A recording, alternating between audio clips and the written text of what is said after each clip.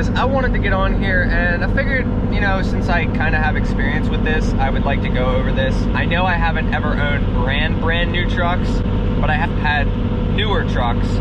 So I kind of wanted to compare the new side to the old side. And because I feel like I've only ever mentioned this in the comments, I've been told go buy a new truck, this and that. And I've also made the point, I'm gonna buy a semi, pre-2000 semi, long before I ever buy a new pickup truck. I don't think I will ever in my life buy a new pickup truck. I genuinely like the old stuff and how easy it is to work on, and that I can service anything myself and I don't have to rely on anybody.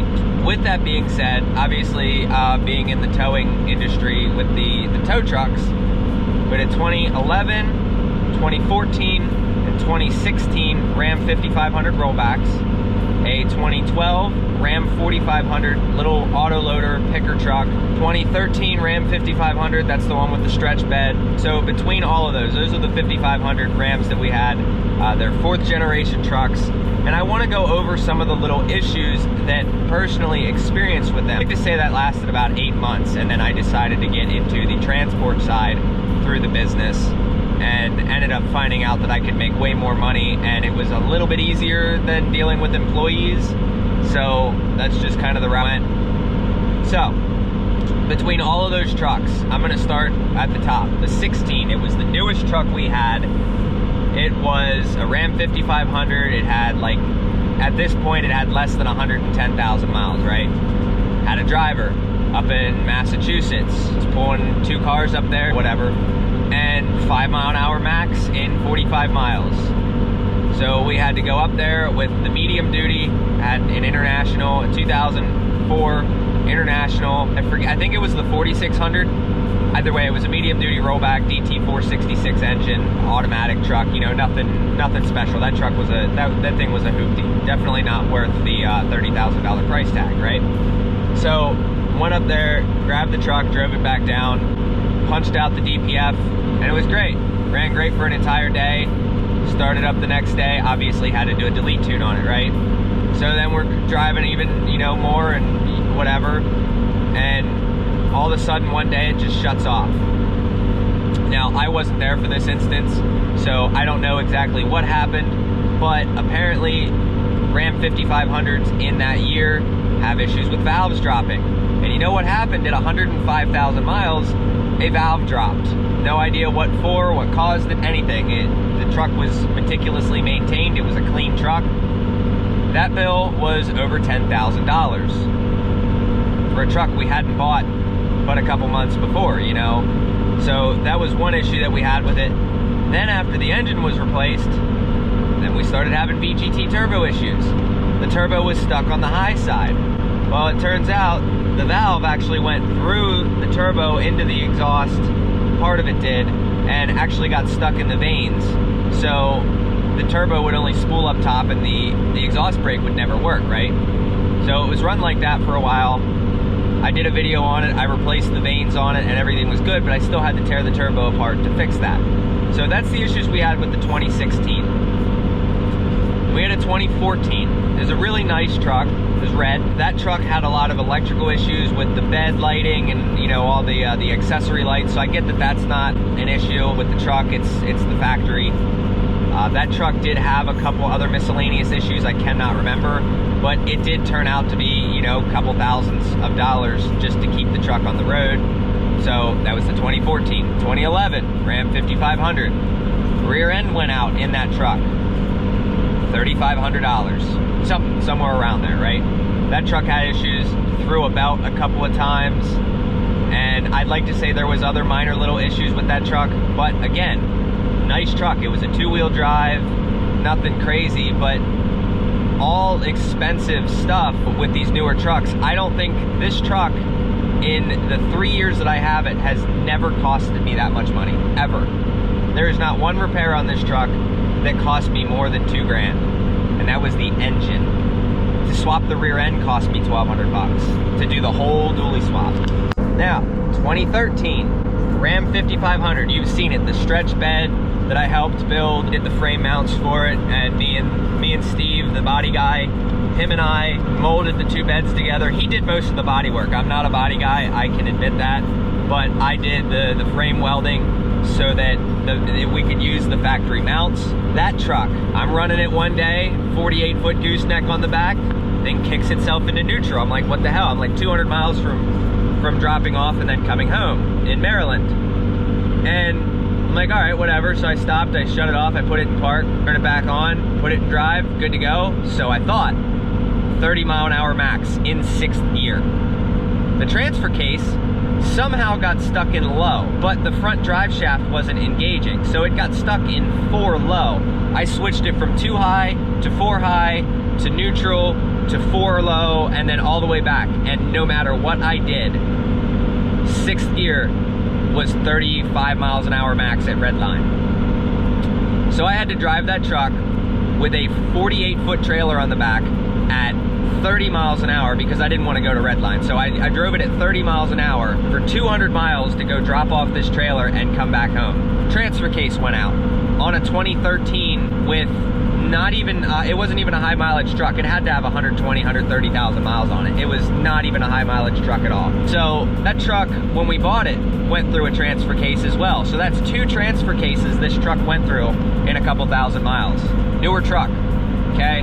Now, the last truck that was newer was a 2012 Ram 4500. Absolutely loved this truck. It was a single cab, long bed, 4500, obviously, 19.5 tires. It was a little picker truck. I loved running that truck. It had a 5-inch straight pipe on it, whistled like JJ the Jet truck. This thing was absolutely insane. I loved driving it. It had power. It would do the job. Anytime I need to go get a car, it takes me 30 seconds to get almost any car. In 75% of situations, I can get a car in like 30 seconds to a minute, if that. It's just quick, in, out. Some of them you have to work for, most of them you don't. Pick it up and you leave. No need to strap it, get the hell out, strap it down the road. That truck, where do I even begin, right? Injector problems. We've replaced how many injectors on that truck? Turbo problems. We've replaced 2 turbos on that truck. Bent push rod on that truck. And then other than that, general maintenance. So that truck probably has $6,000 to $8,000 in it alone for repairs. It's like every one of these people telling me to go get a new truck. I have experienced it in a not even as hard environment. I'm talking like we would double hook the rollbacks every now and again. That was about it. They'd drive 200, maybe 250 miles a day. And we were having all these issues. And don't think it's limited to Ram because, you know, I'm partial to my Ram just because I have an old Dodge. But don't you think that for a second that I like this truck because of the drivetrain, not because of the truck itself. Now, I do like the Dodge interiors. I do think they look the best. But from a reliability standpoint, the only good thing about these trucks is literally the engine and transmission. That's why I did what I did. That's why I do what I do. I'm not going to go out and buy a new truck to prove things to somebody. I don't need to do that. You guys can see how much money I make, how low my overhead is, so you can see how much money I put in my pocket. I make in between $4,000 and $6,000 a week just doing power only. And I can take 50% of what I make and put it in my pocket. Not that I do that, but I can, is what I'm saying. I take my money and set it aside, and I invest it. I try not to hold on to it. I try to stretch every dollar that I can. I'm not gonna get rich or make a crap load of money if I go buy a new truck. People have made the excuse, oh, a grand, you know, $600 to $1,000 a month. You should be able to make that in not much time and be able to pay for that. Right, but the thing is, what happens when it breaks down and it's sitting at a dealership for 3 weeks? Because I've been through it. Anybody telling me to get a new truck is, I don't think it's not good advice at all. Everybody's situation is different. Some people a new truck works. Yes, most people a new truck works. A lot of people it does not work. It's because it's good for your situation. We see in this industry how many people go out and buy a brand new truck and they're out of business in a couple of months. Look at it that way. I've seen more people with new trucks go out of business than I've seen people with old trucks. We have less overhead, we have less to worry about, we have less commitment, we can stay home more, we can spend more time with our families. Every situation is different. Do not give out pieces of advice that only work for some people. So that's my comparison. Now, I did have a 2000 International 4600 and a FL60, but those two trucks were absolute piles of garbage when we got them. They had so many issues with them. I think we put probably $8,000 in those trucks before just sending them back to the bank. Those things were just absolute poopties.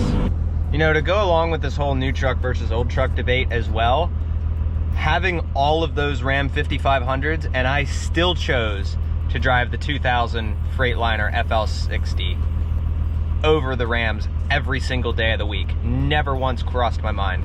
5.9 Cummins with a Eaton Fuller 6-speed transmission. So I loved it. I loved that truck over the Rams every day of the week, no matter how many problems it had.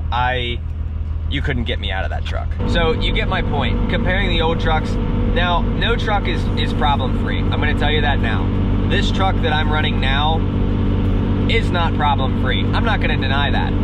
But there are a good bunch of reasons why I do this the way that I do it. One, this old pickup truck with a bed on it is relatable. A lot of you guys can relate to an older pickup truck, okay? If I go out and buy a brand new truck, most people watching my channel are either people that are gonna relate or they enjoy the industry. But if you can't make relatable content, your channel's not gonna grow. And I've found that out. My channel is now growing and doing very well. I'm up to almost $1,000 in ad revenue for the month. So something is working. Not to mention, even though it breaks down all the time, I have a mechanical background that there is nothing I can't do on the side of the road. There's nothing I can't rig to get going and then fix later. It's super easy. You know, I can fix anything on the side of the road, and no breakdown has cost me more than $100 or so. And most of the breakdowns only cost like 20 or 30 bucks. So, I mean, I can complain about carrier bearings all I want. They're under warranty for life. I carry a spare one with me. Just swap it out. You know, I drive by an O'Reilly's. Oh, quick, I'll stop here and quick swap it out. What's it gonna cost me? 20 minutes of my time? Like little things like that. If something blows up, I have the money to replace this truck tomorrow if I need to. But I don't need to do that to prove anything to anybody. You're not out here to prove things to people. You're out here to make money and provide for your family. It's 2 reasons I do it. 3, I genuinely enjoy this. I love hauling. I have always loved hauling trailers. I've always loved moving stuff. Yes, I am in the process of getting my own trailer. I'm actually about to call, and $12,000 is about to leave my credit card, or not my credit card, my debit card, I should say, today. So, plus a 3% charge. So that is gone today. I was gonna spend probably $8,000 to $10,000 of that on a trailer for myself. Unfortunately now, I'm gonna have to wait till the end of the year. I'm not broke, but I do want to have enough money that if something happens, like say I total the truck tomorrow or something, I need to be able to replace it to keep running. So, bunch of reasons why I do what I do. The truck is relatable. I enjoy older vehicles. I can work on them, and I enjoy what I do. I enjoy hauling. That's my take on all this stuff, your new truck versus your old truck. Hope you guys enjoyed this long-winded video. If you did, let me know down below some of your experiences. I've noticed a lot of you guys complain about the new trucks too. I've also noticed if you get on the Facebook groups, you'll see how many people complain about their new trucks. They're just, nobody makes a reliable new truck. Yeah, you buy a new truck, you're good for about 60,000 miles in most cases, but a lot of cases you're not. I've seen, look at V-Belt. In 600 miles, an injector went out on one of his buddy's trucks. It just happens. He bought a new truck thinking it was going to be reliable, and it turned out not to be reliable. So, case in point, hope you guys enjoyed. If you did, obviously I'm not an expert on everything. I'm just sharing my experiences to let the next person know. Do whatever you do, whatever you feel is right. If you guys have questions or anything, Instagram, Facebook below.